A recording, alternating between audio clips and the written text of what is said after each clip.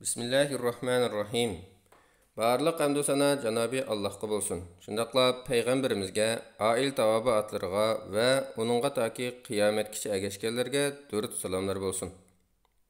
Aldı bilan şunu ta'kidlab qo'yish kerakki, oltin, kumush va pul elib setishda odatdagi tovar savdosi shart qilingan shartlardan boshqa bir necha alohida shart tepilishi kerak. Bularning eng muhimi tövəndiki ikki shartdir. Birinchi, oltin, kumush va pulni o'z turiga setishda, ya'ni oltinni oltinga, kumushni kumushga setishda naq-naq va ig'irligi tang-tang bo'lishi kerak. Dollarni dollarga almashtirishdimi soni tang-tang bo'lishi shart. Bu shartga rioya qilinmagan ahvolda jazoni shakllanadi. Ikkinchi, oltin bilan kumushni boshqa bir turga, ya'ni oltinni kumushga sotganda naq-naq bo'lishi shart. Ig'irligi tang bo'lishi shart emas.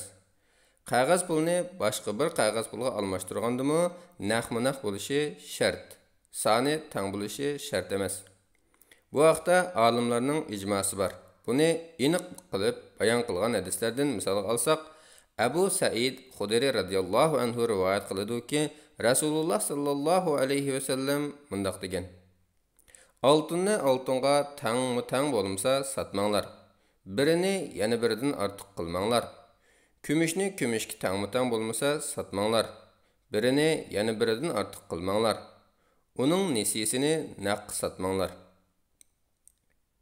Yana Abu Said Xudri radhiyallohu anhu rivoyat qiladi-ki, Payg'ambar sallallohu alayhi va sallam mundaq degan: Oltinni oltinga, kumushni kumushga, bug'doyni bug'doyga, arpani arpaga, xormani xormaga, tuzni tuzga tang-tang va qo'lma-qo'l tegish lozim. Kimki ortiq bersa yoki ortiq olishni talab qilsa, olg'uchimi, berguchimi o'xshashla jazoni qilgan bo'ladi.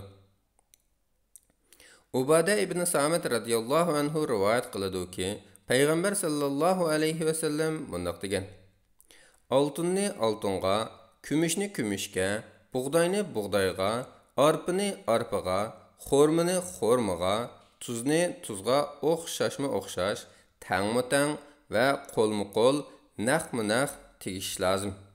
Mubada bu turlar farqli bo'lsa, naq-naq bo'lgan taqdirda xohlagan bo'yicha setinglar. İmam Saraxsiymi yuqorqi hadislarga asosan mundaq deydi: To'xtam so'rinida ikki taraf badalni qo'liga topshirib elishi vojib. Uningga ozg'ina muddat belgilasimi bo'lmaydi. İkki badalni to'xtam so'rinida topshirib olmaslik to'xtamni batil qilib o'tadi. Shundaq bo'ladi ekan, badalni kechiktirish aşı to'xtam taqozzosiga zid keladi. To'xtam taqozzosiga zid keladigan bir narsani shart qilish bo'lsa, to'xtamni batil qilib o'tadi. Davrimizdagi qog'oz va shuningga o'xshagan oltin kumushdan boshqa pullar savdoning naq-naq bo'lishi qatorliq bir qancha jihatdan oltin bilan kumushning o'rnida turadi. Natijada qog'oz pulni qog'oz pulga almashtirishda oltin bilan kumushga o'xshashla yuqorqi ikki shart tepilishi lozim. Bo'lmasa jazoniga aylanadi. İslam Fiqh Akademiyasi Makka Mukarramadagi 5-navbat qurultayida shunday qaror chiqargan. Qog'oz pul o'z oldiga ayrim pul bo'lib, uningga oltin bilan kumush pullarning hukmi beriladi. Shunday bo'lg'achqa, uningda zakat vojib bo'ladi. Birini biriga setishda oltin bilan kumush shakllangandekla ortiqlik va nesilik jihatdan kelib chiqadigan jazoni shakllanadi. İslam Fiqh Akademiyasi yana qog'oz pullar tarqatgan davlatlarning o'xshamasligiga qarab o'xshamagan turdagi pullar hisoblanadi. Masalan, Saudiya qog'oz puli bir tur, Amerika qog'oz puli yana bir turdir. Mushu tariqada har bir turdagi qog'oz pul o'z oldiga mustaqil bir tur hisoblanadi.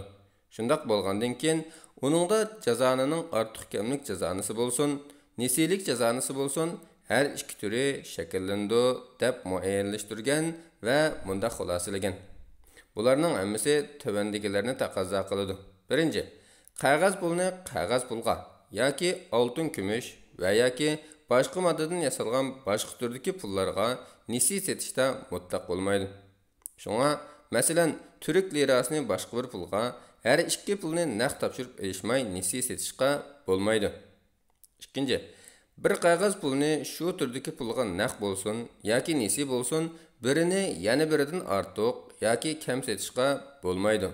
Masalan, 10 turk lirasini 11 turk lirasiga setish bo'lsin, nesi bo'lsin yoki naq bo'lsin, setishga bo'lmaydi. Qog'oz pulni boshqa turdagi qog'oz pulga naq bo'lsa setishga bo'ladi. Masalan, 4 turk lirasini 1 dollarga yoki uningdan az yoki ko'p setishga bo'ladi. Bu qarorni islom dunyosidagi mashhur fiqh akademiyalari, fatvo komitetlari hammasi ta'kidlagan va qog'oz pulni jazona va zakot ahkomlari isbotlanish jihatdan oltin kumush o'rnida deb qaragan. Buningdan oltin bilan kumushni qog'oz pulga elib setishda naq bo'lmasa joiz bo'lmaydiganligi aniq bo'ladi.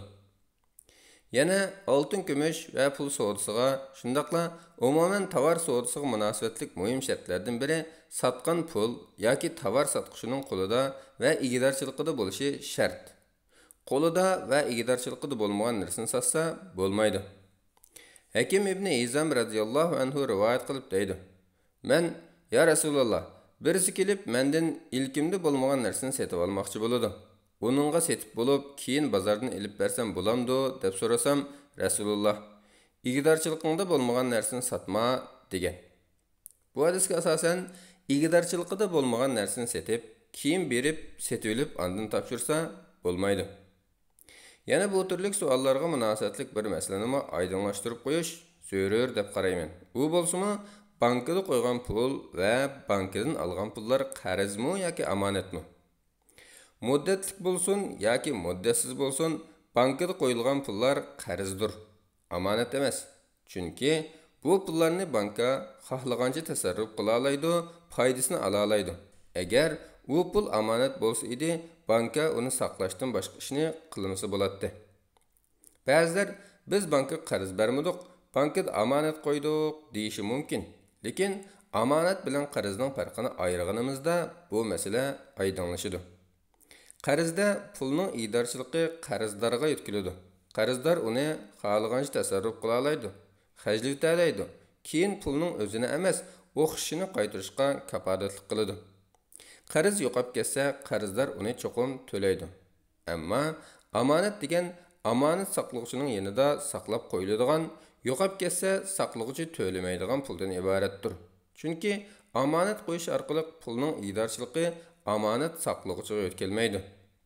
Omonat saqlovchi uningdan foydalana olmaydi. Shunga omonat saqlovchi uning yo'qolib ketishiga sabab bo'lmagan taqdirda uni to'lamaydi. Buning asosan bankada qo'yilgan pullar omonat emas, qarz bo'ladi. Chunki banka u pulning o'zini saqlab qo'yib, pul egasiga qaytarmaydi. Balki uni xohlagancha ishlatib, uning o'xshishini qaytarib beradi. Muddat belgilab qo'yilgan pullarning qarzligida gap yo'q. Chunki banka omonat saqlab berganlik uchun emas, balki pulni ishlatib olganlik uchun o'sim beradi. Muddat belgilamay qo'ygan pullarga kelsak, banka bilan muomala qilib boqqan har qanday kishi bankining bu turli qo'yilgan pullarning ko'p qismini ishlatadiganligini biladi. Yana muddat belgilamay qo'ygan pullarni har qanday ahvol ostida bank to'laydi. Agar bu pul omonat bo'lgan bo'lsa-da, banka uni ishlatolmasligi, yo'qolib ketsa to'lamasligi kerak edi.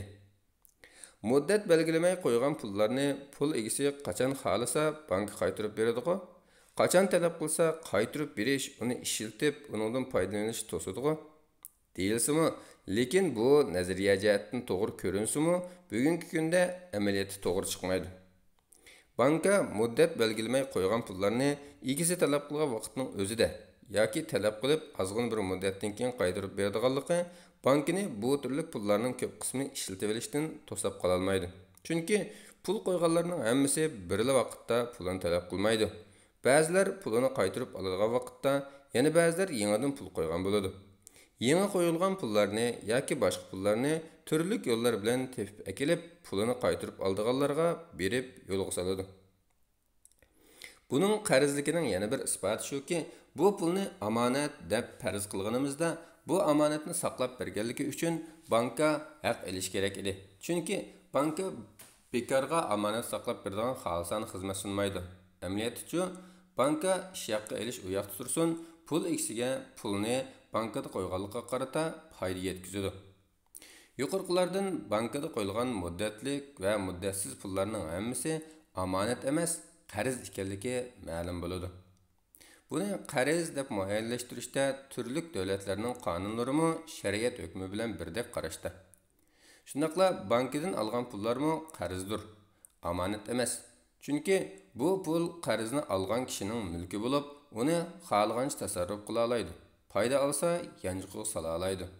Shunga bankadan olgan yoki bankada qo'ygan pullarga qo'shib qaytaradigan yoki qo'shib oladigan o'simlarmi shartlashgan ahvolda jazoni bo'ladi. Buningdan pulni bankka qo'ysak bo'lamdi, oltinni bank hisobimizda saqlasak bo'lamdi degan savolingizning javobi chiqadi. Jazoni muomalasi qiladigan banklarda o'simlik yoki o'simsiz pul yoki oltin qo'yishga bo'lmaydi.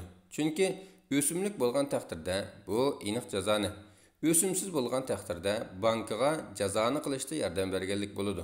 Lekin kishi o'ziga va mol-mulkiga xavf yetish ehtimoli bo'lgan ahvollarda islom bankallari tepilmagan joylarda olimlar pul va oltinlarni bankada qo'yib saqlashga zaruriyat jihatdan ruxsat qiladi.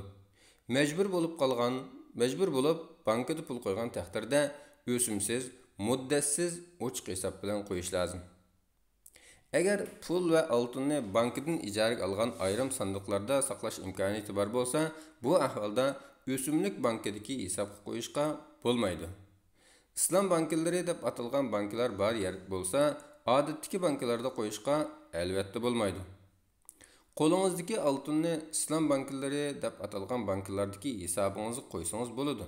Bu bankaga oltin qarz berib turishdan iborat. Bu qarzga o'sim bekitilmasa, siz bu qarzni qaytarishni talab qilsangiz, darhol qaytarsimi, siz rozi bo'lgan taqdirda bir necha kundan keyin qaytarsimi bo'ladi. Faqatla bu oltinni cheklangan doirada ishlatib olmasa bo'ladi. Bu yerda mundaq savol tug'ilishi mumkin. Odatdagi jazoni muomalasiga tayangan bankalarda pul qo'yish to'g'ri bo'lmaydi ekan. Islom bankallari deb atalgan Kuvayt Turk va Al-Baraka qatorliq bankalarda qo'ysak to'g'ri bo'lamdi? Islom bankallari deb atalgan bankalar odatdagi jazoni ustiga qurilgan bankalardan farqli bo'lib, aslida shariatga mos keladigan tariqada to'g'ri muomala qilish uchun qurilgan. Tuzum va loyiha jihatdan shundoq. Yana shar'iy jihatdan nazorat qilinib turadi. Umuman shariat o'lchamlariga rioya qilamiz deydi. Kuvayt Turk va Al-Baraka qatorliq bankalarmi mushu turdagi islom bankallari qatoriga kirdi. Lekin bu bankalar amaliyotda bu tuzumlarga va shariat o'lchamlariga rioya qilishda boshqaruvchilarning tabiatiga va Allohdan qo'rqishiga qarab o'xshash darajada emas. Shar'iy nazoratmi ba'zida ojiz bo'lishi mumkin. Yana ba'zilari intayin ojiz qarashlarni tutib menishi mumkin.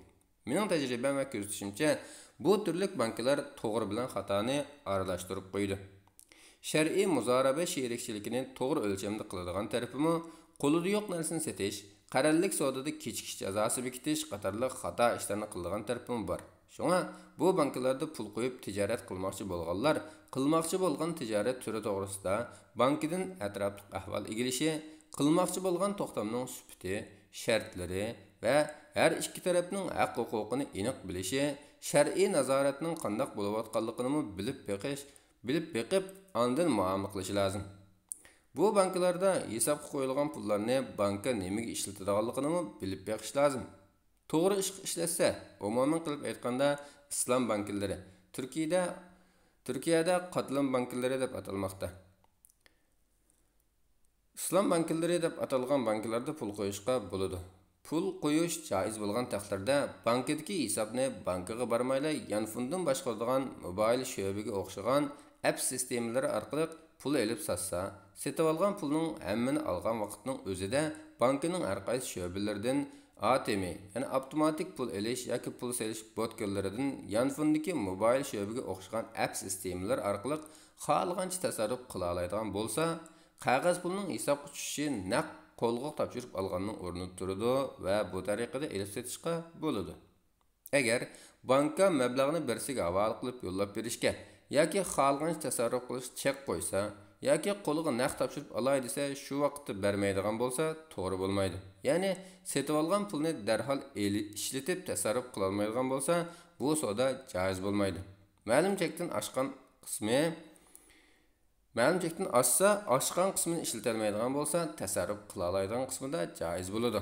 Tasarruf qila olmaydigan qismida joiz bo'lmaydi.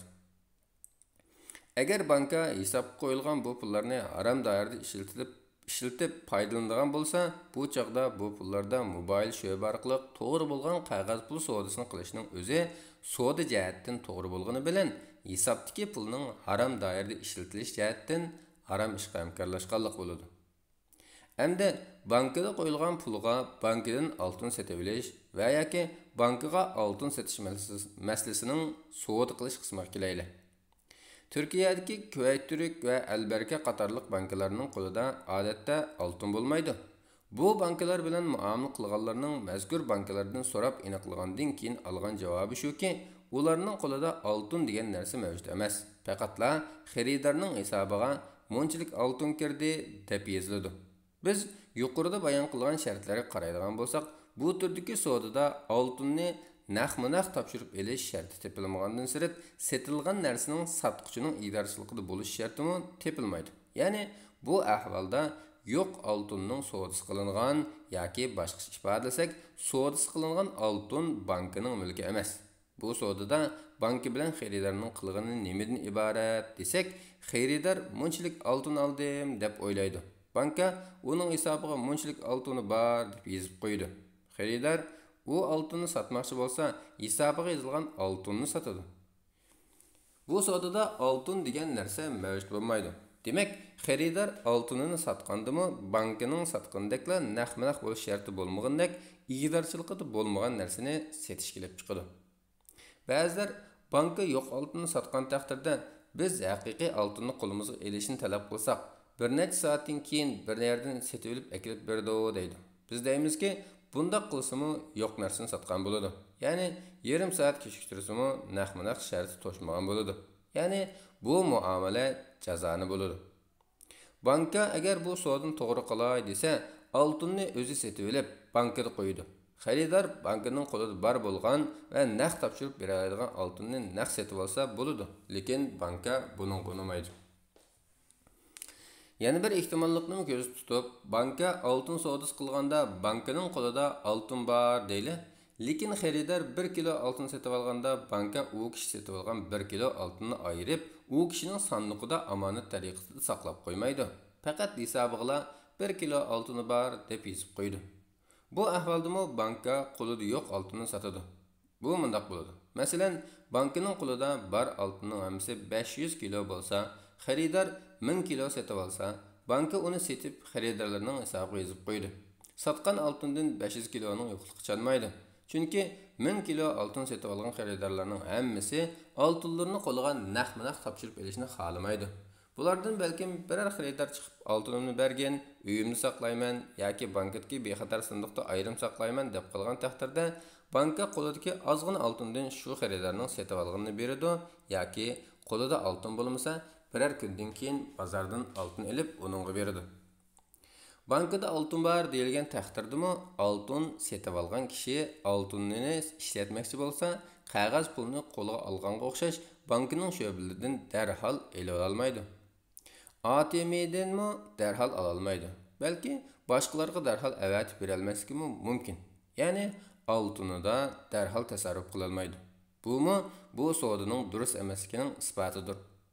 Bu yerda qog'oz pul bilan oltin kumushning yana bir farqi o'ttirib chiqadi. Bu bo'lsa-mu, oltin kumushning qimmati uning oltin kumush bo'lganligidan kelgan bo'lsa, qog'oz pulning qimmati uni davlat banklari pul deb e'tiborga olganligidan kelgan. Shuningdek, siz banklardan qog'oz pulingizni darhol ola olasiz va ishlata olasiz. Lekin oltinni darhol qo'lingizga ola olmaysiz va ishlata olmaysiz. Bu yana bir tarafdan qog'oz pulning hisobga tushishi naq qo'lga topshirib olganning o'rnida turadi desak, hisobga tushgan oltinning naq qo'lga topshirib olganning o'rnida turmaydiganligini ko'rsatadi. Undaq bo'ladi ekan, siz sotib olgan oltin bankining qo'lida rost bormi yo'qmi? Bu tarafı aniq bo'lingachqa, yana siz sotgan oltinningmi bor yo'qligi aniq bo'lmagachqa, bu savdoni qilishga bo'lmaydi. Chunki bu savdo jazoni va yo'q narsani sotishdan iborat ikki ig'ir qilmishni o'z ichiga oladi. Bu savdoda yana bankaga pul qo'yib jazoni yordam qilish va jazoni yegizish yoki yegizish ehtimolligi bo'ladi. Shunga bu ishga hargizmi sal qaramaslik lozim. Altın bozori, ya'ni Kapalı Çarşıda sarrafxonalar, ya'ni dövizlarda pul qo'yib, sarrafga elib setib qo'y deb savdo qilish usuliga kelsak, biz yuqorida bank orqali to'g'ri usulda oltin savdosini qilish to'g'risida bayon qilganimizdek, agar sarrafxonalar xaridorning pulini ayrim sandiqda omonat sifatida saqlab, shu sandiqdagi oltin yoki turli qog'oz pullarni naqd setib, oltin yoki qog'oz pul setib olganini yana shu sandiqda omonat qilib saqlab qo'ydigan bo'lsa, bu savdo qilish jihatdan to'g'ri bo'ladi. Lekin sarrafxonalar xaridorga bu xizmatni bekor sunmaydi. Shunga ular bunday qilmaydi. Qanday qiladi? Xaridor ahmoq bo'lib, pulini sarrafxonaga topshiradi. Telefonda elib sotgan bo'ladi. Sarraf xaridor qilgan savdolardan o'zining usulida foyda oladi. Pulini xohlagancha ishlatib foydalanadi. Jazoniga qarz berib foydalanishi mumkin. Uning ustiga kecha-kunduz qiladigan savdomi yuqorqidek cheklangan usulda yo'q oltinni elib setishdan iborat bo'ladi. Ba'zida sarrafxonalar pulingizni biroqli yeb oladi. Shunga bu usul hem ig'ir jazoni bo'lganlik jihatdan, hem yo'q narsani elib setish jihatdan, hem xatarlik bo'lganlik jihatdan to'g'ri bo'lmaydi. Balki texi xatari jihatdan bank bilan qilgan muomaladimi ig'ir, qatma-qat jazoni xeyim xatardan iborat bo'ladi. Oltinni qandoq elib satsak, hem shariatga uyg'un, hem bexatar elib sota olamiz? Bankining qo'lida oltin bo'lsa, xaridor uni setib olganda qo'liga naqd topshirib elib, uyida yoki do'konida yoki ijaraga olgan maxsus omonat saqlash sanduqida saqlasa, oltinni sotmoqchi bo'lgandimi bankaga kelib naqd satsa yoki pulni yoki oltinni kechiktirish bo'lmasa, to'g'ri bo'ladi. Agar sodlashib banka xaridordan pulni topshirib olgan chaqda oltinni qo'liga topshirib bermasa yoki biror soatdan keyin kelib beraman desa, savdo texi bitmagan bo'ladi. Qachoniki ikki taraf pul bilan oltinni qo'liga topshirib olgandan keyin bir-biridan ayrilsa, ondan bu savdo bitgan bo'ladi. Oltinni qo'liga topshirib olmasdan yarim soatdan keyin yoki yarim soatdan keyin oltinni topshirib beraman desa, topshirib olmasdan ayrilsa jazoni bo'ladi. Yana bir tarafdan bu yo'q oltinni setib, keyin bozordan ekilib berishni iborat bo'ladi. Buning to'g'ri usuli banka oltinni bozordan setib olib ekiladi. Ondan qo'lidagi oltinni sotadi. Oltin qo'liga kelmaguncha oltin savdosi qilmay turadi. Xaridormi oltinni ko'rib, ondan savdosini qilib, qo'liga naqd topshirib oladi. Yana xaridor bankadan oltin setib olganda, banka u oltinni shu parcha oltinga xos nomer bilan shu xaridorning ismida ayirib saqlab qo'ysa, xaridor oltinni sotmoqchi bo'lgandimi, banka oltinni omonat saqlangan sanduqni olib chiqib o'zi setib olsa yoki boshqalarga sotsa, ya pulni ya oltinni kechiktirish bo'lmasa to'g'ri bo'ladi. Lekin amaliyotda bundaq muomala qiladigan banka yo'q. Sarrafxonalarmi bu vaqtda bankaga o'xshash. Bu ahvolda banka oltinni omonat saqlab bergan bo'ladi, qarz olgan bo'lmaydi. Xaridor bankadan oltin setib olganda oltinni uyiga elib ketmaydigan bo'lib, uni jazoniga ishlatmaydigan banka qarz bermoqchi bo'lsa, qarz bersa bo'ladi. Buning uchun o'sim olsa bo'lmaydi. U qarzni belgilangan vaqtda yoki bank qaytargan vaqtda qo'liga topshirib olsa bo'ladi. Demak, oltin savdosi to'g'ri usul naqd pulga naqd oltinni setib olish va naqd setish. Oltinni yoki pulni har kuni bozorga olib ekilish xatarlik bo'lsa, oltin bozoridan do'kon tutib o'ldirish. Her bir kishi ayrim do'kon ishning chiqimi ig'ir bo'lsa, bir necha bilan birlashib do'kon ichib, bir odamni o'ltirg'izib, har biri u kishini savdo qilishda vakil qilsa, vakil har birining savdosini naqd qilib qo'ysa bo'ladi. Vakil qo'lidagi oltin va pullarni saqlashda omonat saqlag'uchi bo'ladi. Bu ahvolda vakil ularning oltin va pullarini boshqalarga sotadi, o'zi setib olsa bo'lmaydi. Oltin bilan pul naqd yo'q yerda oltin elib sotgan taqdirda bu savdo jazoni bo'ladi. Ammo savdoga va bahoga kelishib va'dalashsa, keyin oltin bilan pulni naqd almashtirib qo'liga olsa, savdo to'g'ri bo'ladi. Qo'liga naqd topshirib olmoqcha savdo texi bitmagan bo'ladi. Siz degan ozg'ina pulga ko'p puldek savdo qilish usuli yoki forex yoki margin degandek nomlar bilan atalgan savdo usullari jazoni shakllanganligi va bir necha jihatdan shariat o'lchamlariga zid keldiganligi uchun aniq harom. Buni faqatla jazoni xo'rlarla qiladi. Shunga bu muomalani Islom fiqh akademiyasi cheklab o'tgan. Oxirida ta'kidlab qo'ydiganim shuki, jazoni barliq samoviy shariatlarda harom qilingan bo'lib, shariatimizda halok qilg'uchi cho'ng gunohlar qatoridan sanalgan. Alloh taolo Qur'onda jazoni yeguchiga jang e'lon qilgan va bilib turib jazoni muomala qilganlarni do'zaxda mangu qoldiganlar qatoridan sanab, jazonidan kelgan kirimdan barakatni ko'taradiganligini bayon qilgan.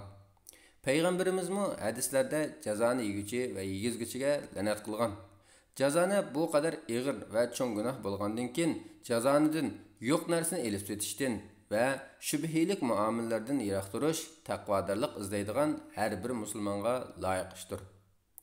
Alloh taolo mundaq deydi: Jazoni yeydiganlar qiyomatda sarangliqdan shayton soqib o'tgan odamlardek qopidi. Bu ularning ilm setim jazoniga o'xshash deganligidandir. Alloh ilm setimni halol qilib, jazonini harom qildi. Shunga kimki Parvardigori tarafidan vaz nasihat kelgandan keyin bo'ldi qilsa, burun olg'ini o'zining bo'ladi. Uning ishi Allohga qoladi. Kimki jazoni qilishga qaytidi ekan, ana shular do'zax ahli bo'lib, ular uningda mangu qolg'uchilardir degan. Halol kesib doirasi intayin aniq va kengri. Bir banda bir ishni Allohdan qo'rqib tashlasa, Alloh uningga yaxshiroq ishni udullab beradi. Her bir banda putilgan rizqidan ortiq yoki kam yeyolmaydi. Shunga to'g'ri yo'ldan pul tepishga alohida ahamiyat berish lozim. Oxiratda har bir banda pulni nereden topganligi va nimaga xarjlaganligi to'g'risida so'roqqa tortiladi. Vallohu alam. Fatvoda Doktor Abdulaziz Rahmatullah 2018 yili 1-oyning 25-kuni.